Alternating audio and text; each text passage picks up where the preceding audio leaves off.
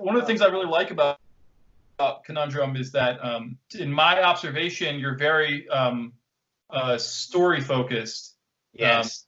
You publish things that I can sit down and read and get something out of, which seems rarer a lot of times if I'm looking through catalogs of other publishers. So I always appreciate the books that you pick, and I kind of have like a trust in whatever you publish. Like, oh, this is going to be something that has meat to it, you know? Okay, that's good to know. Yeah.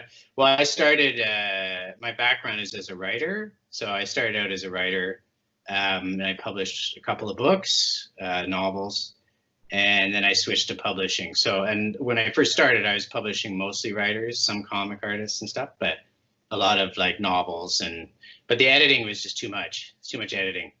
Yeah.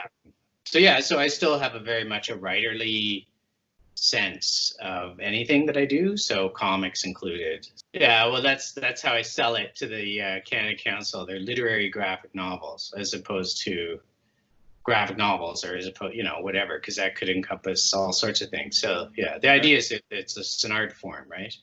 Richard Sala could just have illustrated for Playboy or The New Yorker. He could have just illustrated children's books and done nothing else. He could have been Edward Gorey or Charles Addams or Matt Groening or Alfred Hitchcock or Tim Burton. But he insisted on being all of them and being weird and odd and funny and dark all at the same time. I've never been able to tell if he wrote silly stories that were tinged with horror or wrote horror stories that were tinged with silliness. But Richard Sala wrote the kind of stories that I felt, as one sometimes does, were created specifically for me. With his passing, I felt the tremendous loss of a truly idiosyncratic voice.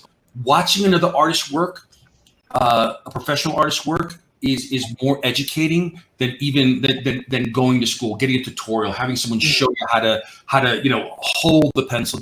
Just watching someone work, and I was watching a professional.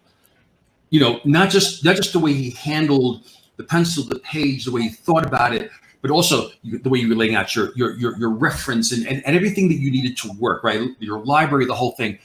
And I know I've told you this part of the story, which is I went back home that day and I couldn't wait to start drawing. And from that moment on, I stopped drawing like you and started to and it wasn't intentional. It just sort of happened. But I think I was there for like 4 hours, and I've thanked you before, and I want to thank you, to a wider audience, because it meant so much to me. Your stuff did get so much better really fast, but I remember looking at this page going, and I guess I still had in my head, oh, he's trying to draw like me. So I was like, yeah, you still have way too many like bullshit lines all over the place that aren't doing anything for you. And you said, I'll never forget this. That's because I'm going to be the commercial Mike Mignola. You did. You've talked before, and I'll be honest with you, I don't remember saying that. Yeah. Okay.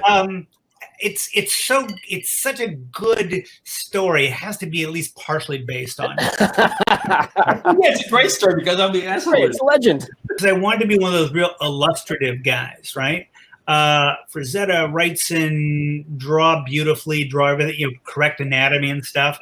And then when I was doing Cosmic Odyssey, a light bulb went on when I realized, wow, Jack is drawn like a maniac, and it's so much more effective. And while I never really drew like Kirby, spending that much time with Kirby kind of gave me a license to relax and draw the way I wanted to draw. And we see a lot of Huey talking with his friend Bobby, a main character in that Highland Laddie miniseries. And I enjoyed some of their conversation, although I must say it went on a little bit too long. Now, don't get me wrong. I agree with a lot of Garth Ennis's views, and I could read a blog post called Garth Ennis Rants About the World, and I could highly enjoy that. But in the context of the comic, it really slowed things down. So they say, well, what do you do for a living? Often when I go in the States, what do you do? Oh, I'm a publisher. Well, what do you publish? Oh, I publish books. Well, what kind of books? And then I usually say art books, because they know what art is. But I have said graphic novels a few times, and I've just got these really strange looks from the border guards, like, oh, graphic? graphic. Okay, what's that all about? Pornographic? Yep. And I've never had trouble, but the guys at TCAP, they send out like an email before you, like people crossing the border, don't use the word graphic novel, especially don't use the word manga. You know, just call them comics. If you call them comics, everyone will think, oh, he's just a geek. So anyway. Don't use the word manga. Don't use the word manga crossing the border. It's a lesson to us all, I guess. I guess border guards have probably been, taught that word means pornography, essentially.